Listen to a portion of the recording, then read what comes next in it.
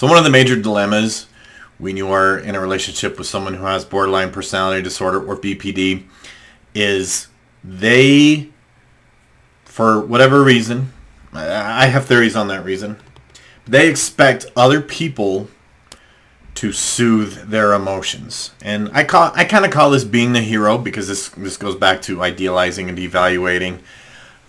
I really believe that one of the reasons why they devalue people so much is that they put a lot of expectations on the people around them to soothe them.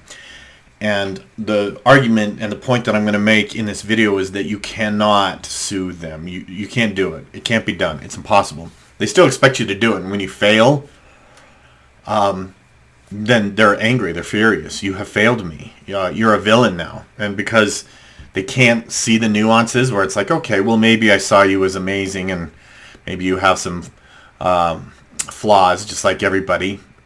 I still love you. No, they can't do that. It's, well, I put you up here and you kind of failed me, so now you're all the way down to the bottom. It's black and white. It's completely, it's totally black and white. There's no gray areas. There's no nuances. If you're not the perfect hero, then you're a villain, right?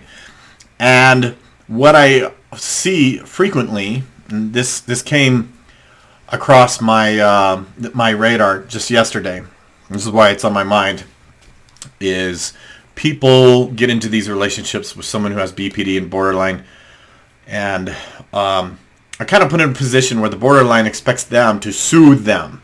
It's your job to make me feel better. It's your job to avoid doing anything that causes me to react in a negative way. And this person finds themselves in a complete paradox. No matter what they do,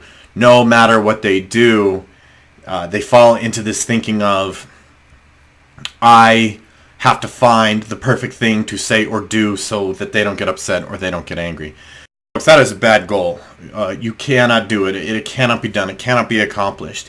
Even if you somehow hit a bullseye once, it does not mean that you are going to be able to duplicate it. You're not going to be able to do it again. But here's the problem. Here's why they cannot be soothed by other people. Okay? When we talk about a personality disorder, we talk about how their personality is basically broken. It's in pieces. It's in fragments.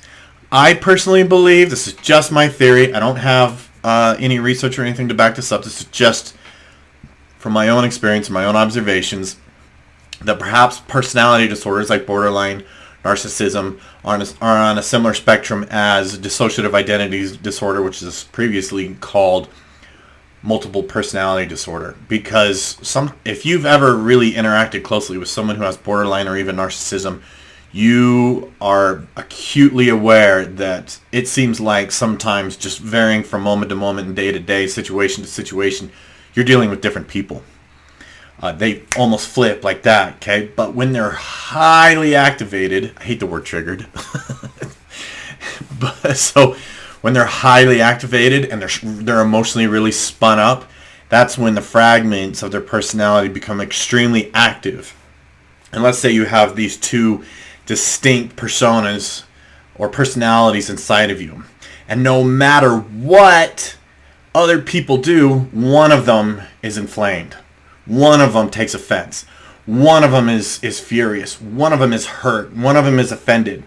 So even though you may say or do something that soothes one of those personalities, the other one is pissed. And the pissed personality, or the pissed fragment, tends to trump all the others. Now, this can be multiple fragments. Maybe there's 3 or 4, right? I only have 2 hands. Maybe I should get some puppets. Action figures. That's what I should get, is some action figures. I got one behind me, Sigmund Freud. You can't see it, but it's right where my thumb is. Anyways, if you have like 3 or 4 fragments or almost individual personas or personalities, one of them is going to be hurt. One of them is going to be offended. One of them is going to be flared up. One of them is going to be angry at you. So it's like no matter what you do or what you say or how you say it, one of those fragments is going to take issue with it. And not to mention that people with personality disorders, they always read between the lines. And if they say, do you love me? And you hesitate and you go, yeah. They're reading between the lines. Well, you hesitated because you're lying. You had that tone in your voice because you're lying or because you're cheating on me. Okay. and that becomes their truth. You're a liar and you're a cheater, and that becomes their truth. And you cannot soothe a borderline. Stop trying. Stop it. You're not going to get there. Okay? And I get it that they expect you to. I talk to these people all the time where they say, I got home from work, I was exhausted. My BPD partner needed to talk, and then we spent the next 7 hours talking. I didn't get to bed till like 2 o'clock in the morning because they just needed to talk. And the more they talk, the more they feedback loop. They can't reconcile everything in their mind.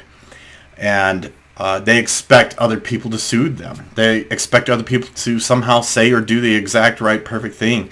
And I don't know that it's necessarily conscientious or deliberate. I just think that they're frantic and that they're desperate.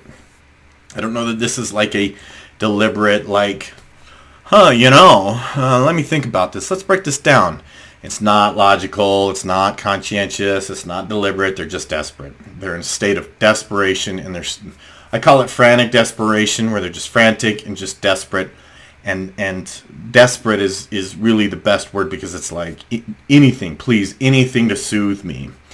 But what happens is when we try to soothe them, they tend to get sometimes maybe a little bit of relief.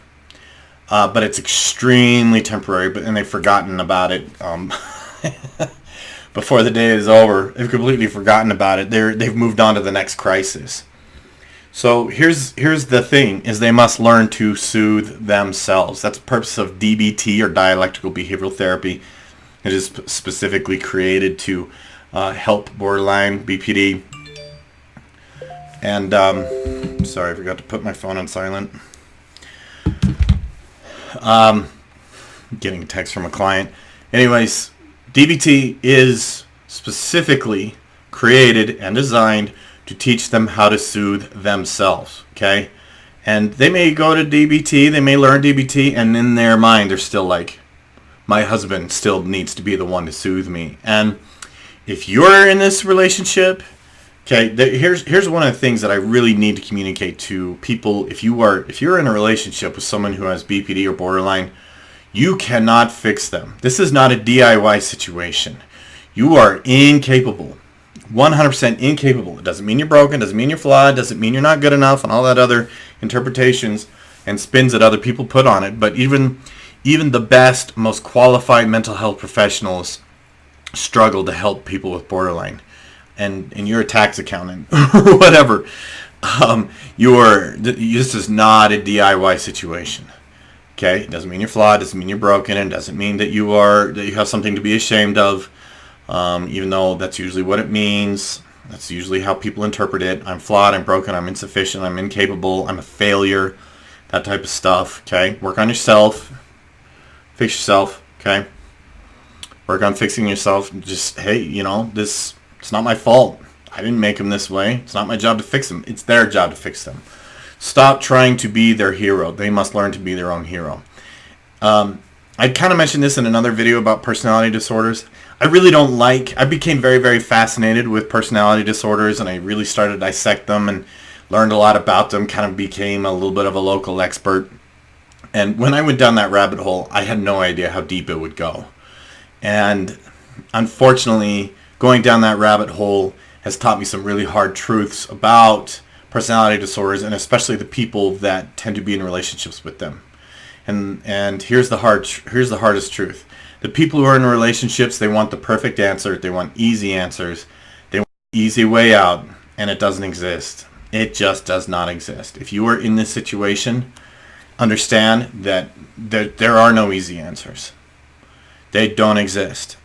Some options might lead to better options down the road, and that's kind of a different discussion. But if you're on the internet looking for, like, what is the perfect answer for soothing or helping someone who has borderline, someone who has narcissism, I'm sorry, the truth of the matter is that I really believe people must learn to accept is the easy answers just don't exist. So get support, engage your support system, find a good therapist, buckle in, work on your own resiliency, fix yourself. Thanks for watching. Hope this is helpful. like, subscribe, share, all that good stuff. Thanks again.